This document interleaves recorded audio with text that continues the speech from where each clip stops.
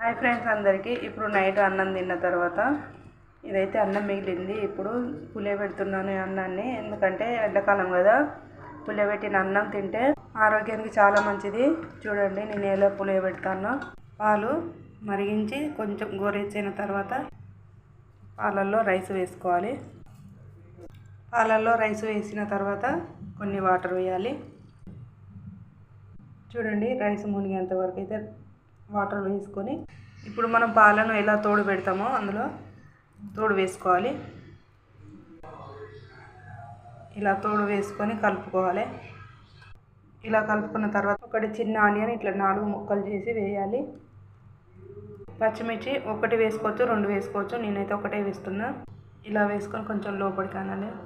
అంతే ఫ్రెండ్స్. ఇప్పుడు నైట్ అయితే పులియబెడుతున్నాను. మనం పెరుగు తోడు పెట్టుకున్నట్టుగా. మార్నింగ్ బ్రేక్ఫాస్ట్లో తినొచ్చు, లంచ్లో తినొచ్చు, డిన్నర్ టైంలో తినొచ్చు. ఇందులో మార్నింగ్ సాల్ట్ వేసుకొని మంచిగా బాగా కలుపుకొని అయితే తినొచ్చు.